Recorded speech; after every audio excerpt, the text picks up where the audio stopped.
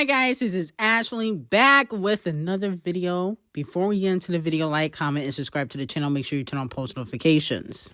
Now, Nicki Minaj continues to break records. Nicki Minaj's lifetime revenue has now surpassed 160 million from over 1.7 million tickets sold in 170 shows, extending her record as the highest grossing and best-selling female rapper in history. Nicki Minaj is also officially the 5th black woman in history to gross over 100 million in a single tour, joining Tina Turner, Queen Bee, Riri, and SZA. Okay? I'm thinking, that's it? What about Whitney? Whitney Houston never grossed over $100 million on a tour? What about Janet? That's very odd. A lot of people that are greats are missing from this list. Now, with the success of the Pink Friday 2 World Tour, first and second leg, I'm hearing Republic when Nicki Minaj drops her next album, okay, which, she hasn't officially announced the title to the general public. It's known as Pink Friday 3, but she might change the name of it. We don't know. But Pink Friday 3 album allegedly will be dropping in 2025, according to Nicki Minaj. And Republic wants her to go on another tour when that album drops. Okay, after that album drops, they want her to go back on tour because she's been having a lot of success. Let me know how y'all feel about that. I think that's a great idea.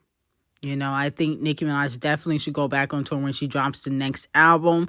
But not only that, I feel like Nicki should also continue to headline these big festivals, okay?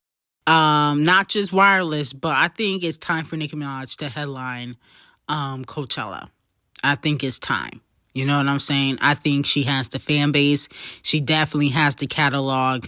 Kung Fu Kenny and Rihanna declined. So I think it only makes sense for Nicki Minaj to headline, okay? Not necessarily next year, but maybe in 2026 or whatnot, whenever, she decided to perform, because she needed to take a break. So it don't got to be next year, but I think she should definitely headline, especially when they had Doja Cat headline.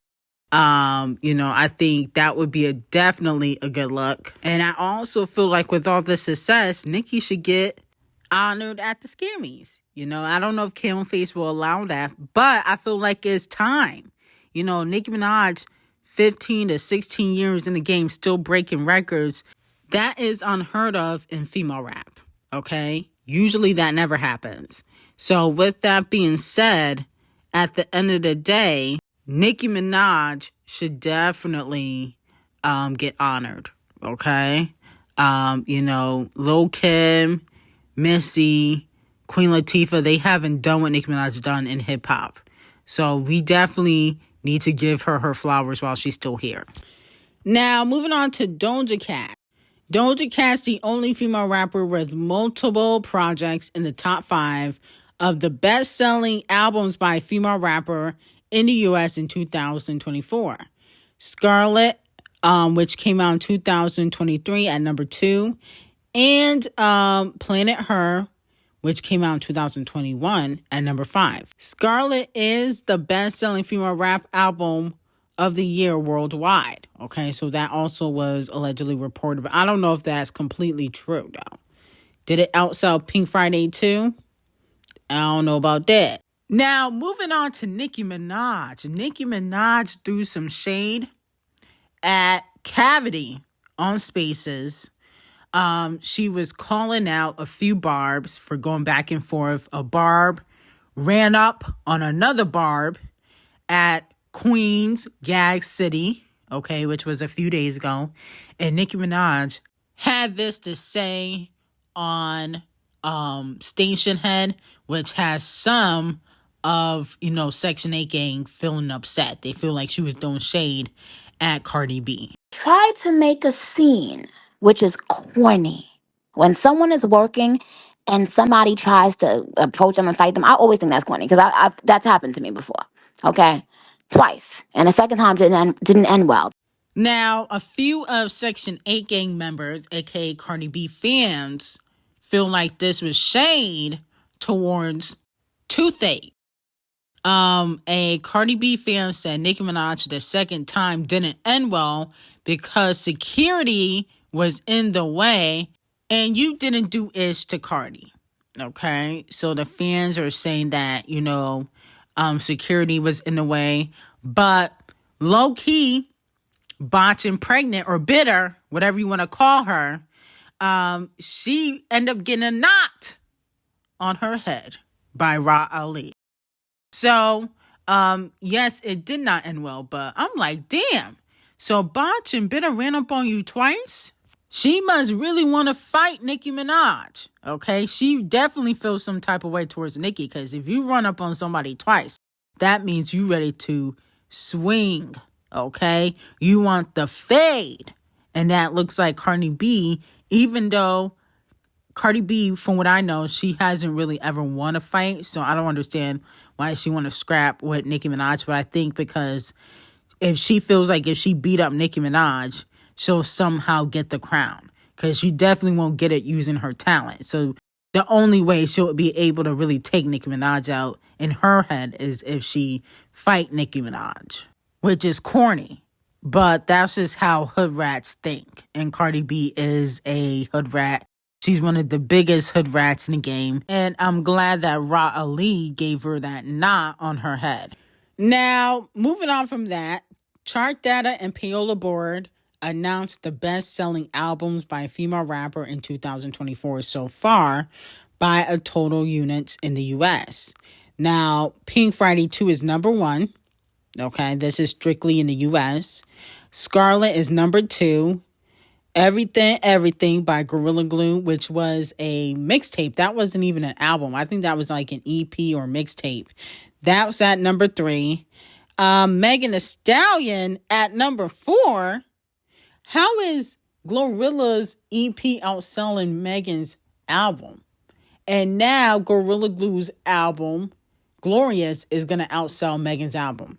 Megan, you got to pick it up. Okay? Gorilla Glue should not be outselling you. This is embarrassing. And I hope she don't do over 64,000 first week. Because Megan, you're going to have to come to the front of the congregation and receive Donkey of the Day. I'm sorry, but that's unacceptable when you're a 3-time Scammy winner. You just hosted the Video Music Awards. You're on Devil Nation. You got to deal with Warner. It's unacceptable. Okay? Planet Her, as we previously discussed, at number 5. And the Hood Hottest Princess is at number 6. So congratulations to all these ladies. But like I said before, Gorilla Glue should not be outselling Megan. But I can see why now Megan attaches herself to Gorilla Glue, because Gorilla's hot. Okay? And the stats are not lying. Okay? So she got to attach herself to Gorilla Glue, because Cardi B ain't dropping no music right now. She hasn't dropped an album in like 10 years. So, I'm not really shocked that she wasn't on the list. Nobody cares about invasions of payola. But the point of the matter is, Megan, you need to step it up. Now, moving on from that, a lot of people are saying that Halle Bailey responded to Doodoo Garbage, okay, and all of his, internet buffoonery and clout chasing antics by posting a series of pictures saying life is beautiful with playing Destiny Child's Survivor for an Instagram post. And all I have to say was, this is corny. No shade to Halle Bailey, but this is corny. You didn't survive nothing. You got into a relationship that people warned you about. People warned you not to get with Doodoo Garbage, and you turned the other cheek. You pretended like you didn't see nothing, that he was the best boyfriend ever. You was lying in all them damn interviews saying, oh, he's the best boyfriend ever. He's making me into more of a woman. All that dumb stuff that you were saying in the interview, and it bit you in the butt, okay? Now you're regretting probably ever getting with Doodoo Garbage, but that is your problem. I do not feel bad for Halle Bailey, and I thought, her posting a series of pictures as a response was corny. Okay? The only way you can level up is get your career back in order. No shade, because your career's on Floppiana right now. Get your career back in order and link up with somebody that's 10 times more successful than Doodoo Garbage, which won't be that hard. But playing Survivor, you didn't survive anything. You got knocked up. Your career's kind of ruined. You got to get your career back in order. Where is the survival mode in this relationship? I don't get it. You didn't survive anything. You left a man that probably was doing you dirty the whole time, admitted that he cheated on you, and now you look dumb. That's basically what it is. Now, moving on to Queen B. It has been reported that Queen B remains the only Black female artist to gross over $200 million from a single tour, okay? Which typically, if we're being completely honest, Queen B is the only Black female artist that can gross over $500 million, okay? A lot of female artists, especially Black female artists, can't even do that, okay? Even the greats. I'm shocked, Janet didn't even gross over $100 million. I'm shocked she wasn't on that list with Nicki, SZA, and Tina, and Riri, okay? And, that was actually very shocking. I'm like, Janet's supposed to be an icon in the game. That's very odd. What about, the Queen of Christmas? She never did that? Is the Queen of Christmas Black, though? I don't really know. I feel like sometimes we don't even really know if Queen Mariah is fully Black. But anyway, congratulations to Queen B. And I think her next tour, she probably going to gross at least $400 to $500 million, okay? Queen B, she do that tour life.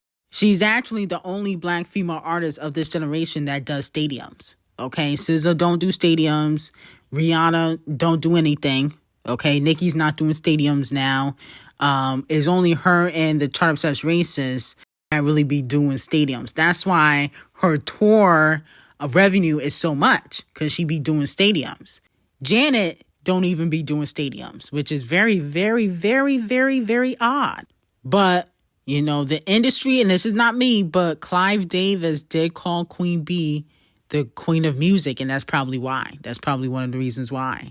Now, moving on to Nicki and Sexyy Red. Nicki Minaj sends Sexyy Red a nice message for coming out to her Pink Friday 2 show in Queens. Nicki Minaj said, "I'm so proud of you. I couldn't even hear myself. Think when we walked out, they went the F up for you. Get it sexy." Yeah, the crowd was louder. You can literally hear how loud the audience was when Sexyy Red came out, okay? And so a lot of people were saying, and we talked about this a little bit yesterday, how Nicki should have had Sexyy Red open up for her instead of Bia and Tyga, okay? That's what fans were saying on social media. And I think Sexyy Red would have been a good opener, considering that she couldn't even finish out her own tour. She had to cancel a lot of her touring dates, okay, her solo tour. Some of the shows she had to cancel because they weren't selling. So I think she should have went on tour with Nicki Minaj instead of doing her own tour. I don't think Sexyy Red is capable of doing her own tour completely. Because if you could do it, you wouldn't have to cancel some shows. Now, speaking of Sexyy Red, Gorilla and Sexy What You Know About Me is the #1 trending music video on YouTube, okay? And allegedly they got another song in the stash. So let me know how y'all feel about that. Are you guys here for Gorilla Glue and Sexy doing another collaboration?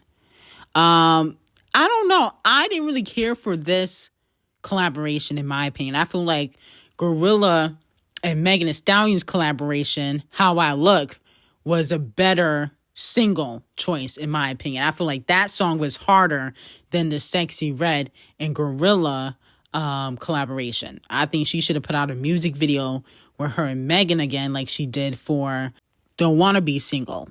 Okay, that's just me personally. I like how I look better than this collaboration, but I think people like Sexyy Red. She gets along with all the female rappers. She's not shady, and that's why she probably gonna be collaborating with a lot of the other female rappers too. I can see her doing a collaboration with Cardi B and Megan Thee Stallion. That's gonna be very interesting though. We're going to see how Nicki Minaj reacts to that. But I don't really think Nicki really cares as long as Sexyy Red keeps it cool. You know what I'm saying? As long as she don't start dissing. And I can't really see Sexyy Red outright dissing Nicki. She might be in them group chats, but I don't think she'll outright start dissing Nicki Minaj unless the text messages or something get leaked like Icespxce. Now, speaking of Icespxce, Icespxce did like Sexyy Red's post about her performing at Gag City. And allegedly, Icespxce was trying to perform on the Pink Friday 2 World Tour. She wanted to be a special guest to come out and perform because she saw JT, Bia, Young M.A., Big Sean, all these other artists that worked with Nicki Minaj perform. And I heard that even though she went on her own tour, which was a hot mess because it didn't sell out, and then she had the drama with CŁ0CKŞ, she wanted to come out and perform, and Nicki Minaj allegedly told her no. Okay, she was trying to perform with Nicki Minaj. Even at the Video Music Awards last year, I heard that she was trying to do a performance with Nicki Minaj because of Barbie World. You know, Barbie World was one of their biggest collaborations. But unfortunately, Nicki Minaj declined.